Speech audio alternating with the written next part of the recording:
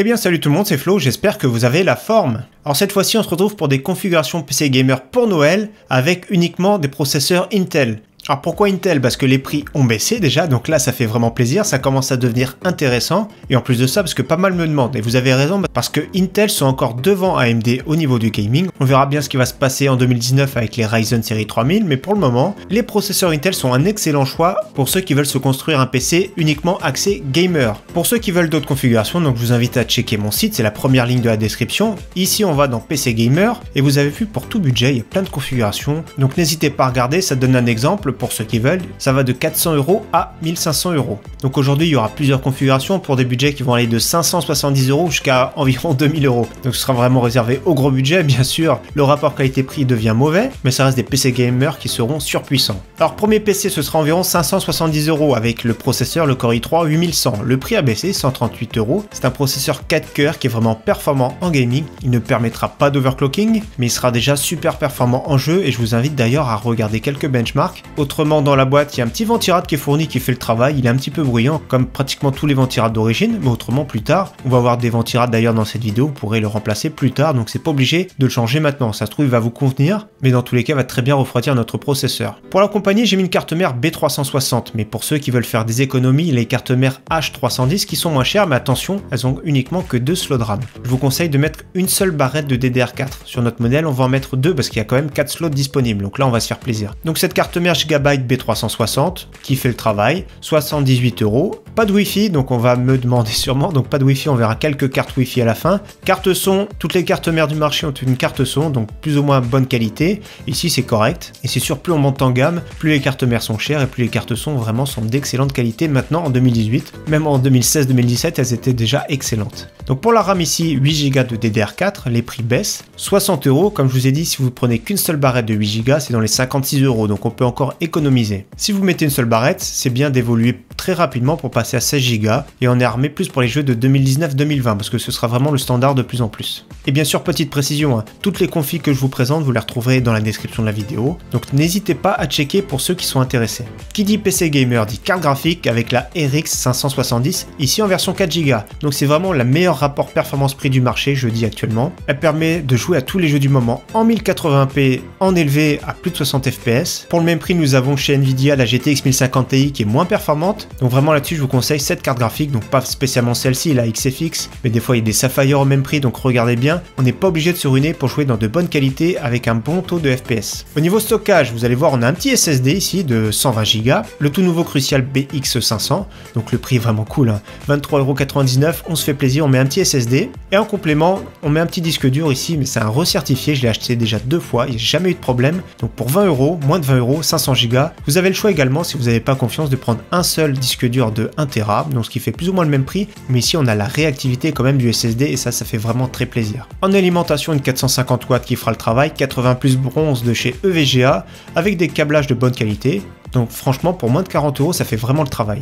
Et pour finir, le boîtier, donc après c'est une affaire de goût, entre 30 et 50 €, je vous conseille pour cette configuration. Donc ici, la carte mère qu'on a choisie, c'est micro ATX, mais privilégiez peut-être un boîtier ATX, donc plus tard si vous voulez changer de carte mère, tout en gardant le même boîtier. Après vraiment le boîtier, c'est une histoire de goût. Ici, le Zalman Z1 Neo, qui est bien refroidi, qui fait le travail, donc franchement pas mal pour le prix, moins de 35 €. Donc le budget de ce premier PC est 570 €. Si vous voulez un ventirad alternatif, comme on va voir tout à l'heure, ce sera plus dans les 600 €. Si vous avez 700 € de budget maintenant, ce que je vous conseille vraiment, c'est de garder exactement la même base qu'on vient de voir, sauf qu'ici on va mettre le Core i5 8400. La différence ici, c'est que c'est un processeur qui est 6 cœurs, avec des cadences plus élevées. Il est vraiment excellent en jeu. Donc le prix à sa sortie, c'était 180-190 €. Ici 250, c'est un petit peu cher, mais ça reste raisonnable. Après, si vous voyez cette vidéo plus au mois de janvier, février, peut-être que les prix vont redescendre. Mais dans tous les cas, ça reste vraiment un excellent processeur, il n'a toujours pas été remplacé par les 9e générations à la date où je produis la vidéo. On passe maintenant au PC entre 1000 et 1200 €. Donc on a monté d'un cap et vous allez voir que les performances suivent aussi également, et j'ai envie de dire heureusement. Le processeur qui fait plaisir, le Core i5 9600K, donc c'est une évolution de 8600K avec des fréquences supérieures, et en plus de ça, pour le même prix, ce qui est bien, c'est que la pâte thermique est soudée, c'est de la meilleure qualité, donc le refroidissement sera meilleur d'origine.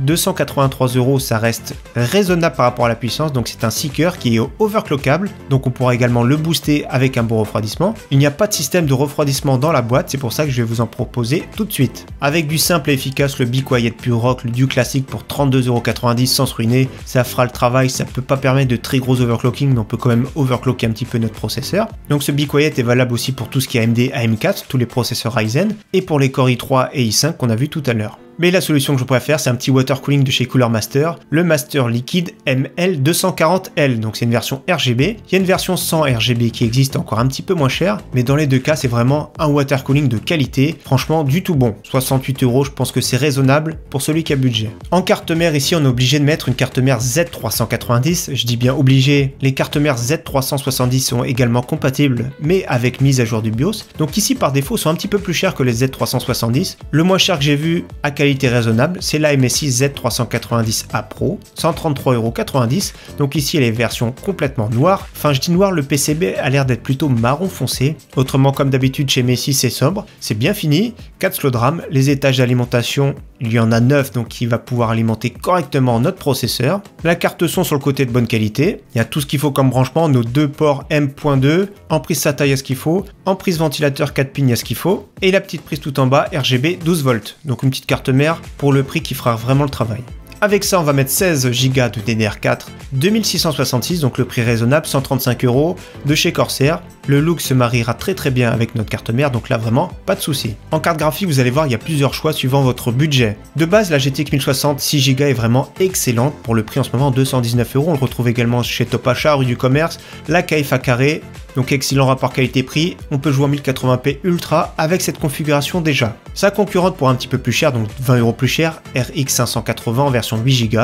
Également les RX 590 sont sortis, je pense que ça vaut le coup plus si elles valent 270-280 €. Autrement, l'une ou l'autre suivant les jeux, regardez des benches, un coup c'est l'une qui est meilleure, un coup c'est l'autre suivant les jeux. Donc regardez bien les jeux auxquels vous jouez. Et bien sûr pour ceux qui ont encore plus de budget, je recommande la GTX 1070 Ti, 439 € aussi de marque Gigabyte, on en voit des fois dans les 400 € de marque KFA2, c'est même arrivé EVGA, donc le prix 439 € c'est raisonnable, c'est vraiment une carte graphique qui est puissante, 1080p Ultra à plus de 60 fps ou alors 1440p pour ceux qui veulent, c'est vraiment une excellente carte graphique qui se rapproche vraiment des performances d'une GTX 1080. Niveau stockage, le Samsung 860 EVO reste une des références et en plus le prix a baissé, la version 250 Go à moins de 50 €, ça fait vraiment plaisir, excellent SSD SATA. On peut compléter avec le Toshiba P300 7200 tours par minute à 41,99 €. D'ailleurs, pour la première configuration, vous avez le choix de mettre uniquement celui-ci pour rester dans le budget. En alimentation, 550 watts, c'est rare. Avec la couleur Master, Master Watt 80 plus bronze, semi-modulaire, semi-passif, qui fera très bien le travail. Si bien sûr plus tard vous comptez évoluer rapidement, prenez une puissance supérieure, la 650 watts par exemple, à 6 € plus cher. Également, si vous voulez tirer un petit peu sur le budget, la Thermaltake Smart RGB en 600 watts pour moins de 50 €. C'est du 80 plus, le rendement est un petit peu moins bon, mais elle fera quand même très bien le travail, avec des câbles tressés de bonne qualité également, surtout pour le prix. En boîtier, on va choisir un boîtier entre 50 et 70 €, suivant notre budget, suivant nos goûts. Celui-ci est sympathique pour 64,99 €, donc il n'y a pas les ventilateurs au-dessus, et c'est là qu'on pourra mettre notre radiateur de water cooling 240 mm. Par contre, il y a les trois en façade qui sont fournis en extraction à l'arrière.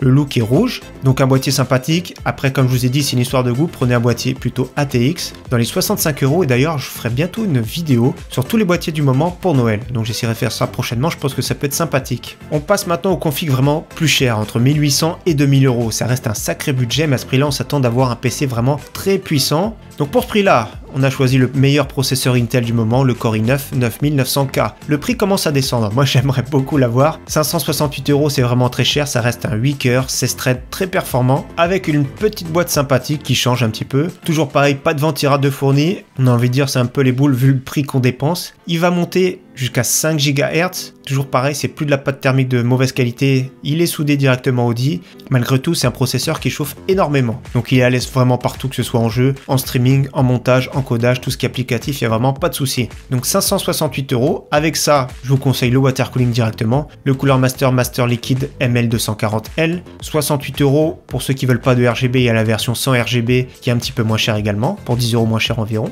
En carte mère, il y a vraiment tous les prix dans les Z390, donc ici je choisis choisi une carte mère sans trop se ruiner, 156 €, parce qu'il y en a vraiment beaucoup au-dessus de 200 €, il y a beaucoup. La MSI Tomahawk est vraiment déjà très bien. Il y a suffisamment de phases d'alimentation, moi je trouve, pour le processeur, 4 slots de RAM, les prises 4 pins, il y a vraiment tout ce qu'il faut. Il y a 2 RGB 12 volts, un RGB 5 volts, donc vraiment toutes les configurations pour faire du RGB possible, que ce soit adressable ou non. Carte son de très bonne qualité, vraiment look sobre, 2 emplacements M.2, donc franchement sympathique. Il y a aussi des cartes mères avec le Wi-Fi qui sont disponibles, c'est bien marqué AC dans la référence, et d'ailleurs sur la photo vous verrez bien qu'il y a 2 antennes à l'arrière. Elles sont souvent 30-40 € plus chères. Après c'est à vous de voir si vous avez besoin du Wi-Fi tout de suite, ou alors il y a des boîtiers CPL qui font le travail, ou le top c'est de se brancher en câble Ethernet bien sûr. À cela on va rajouter 16 Go de DDR4. Alors moi j'aime beaucoup les Trident Z de chez G-Skill, DDR4 3200, c'est sûr dans ce budget il faut minimum 16 Go, et plus tard pourquoi pas investir dans 32 Go ceux qui ont des besoins spécifiques. Autrement pour le gaming je pense que ça suffit largement, 2018-2019 16 Go pour le moment.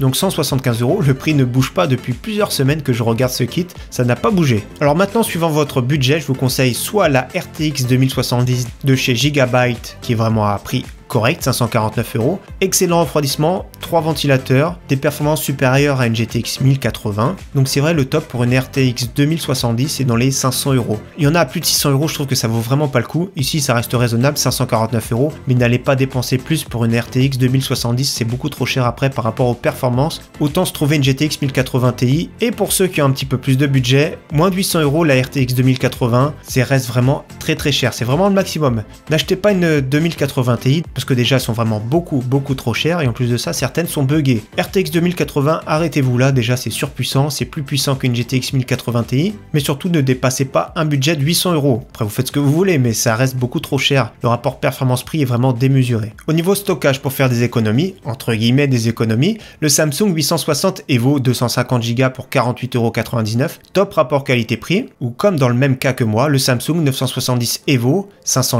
Go 129 €. Je l'avais payé à l'époque 175 €, il est vraiment excellent, format M.2, le débit vraiment au top, le protocole NVMe c'est ultra réactif, donc le top du top sans se ruiner, c'est celui-ci qu'il vous faudra. En complément, suivant vos besoins bien sûr, je vous mets un disque dur d'1 Tera, mais si vous avez besoin de 2 Tera, 3 Tera, c'est vous qui voyez. 1 Tera c'est déjà pas mal, on se ruine pas, 41,99 €, et pour 20 € plus cher environ, nous avons les versions 2 Tera. En boîtier, je suis parti sur le très bon Cooling Observatory, donc à la version noire ici. Toujours pareil, on pourra mettre notre radiateur de water cooling tout en haut, donc ça va être très joli, et la version blanche également, pour le même prix. J'aime beaucoup aussi cette version blanche, mais bien sûr, il faudra que ça se marie avec le reste de notre configuration. Autrement, c'est du tout bon, excellent boîtier, le prix est vraiment raisonnable, 75 €, c'est vous qui voyez. Dans les 100 €, il y a quand même beaucoup de choix, et comme je vous ai dit, on fera un point prochainement. Pour l'alimentation, je vous conseille une 650 watts 80+ Gold, donc c'est un budget d'environ 90 €. Ici, la Corsair TX 650M. Il y a de plus en plus de concurrents dans ce budget-là, donc après, c'est à vous de voir. Corsair qui fait toujours de la qualité au niveau des alimentations, mais dans cette gamme de prix, il y a aussi Seasonic, Cooler Master,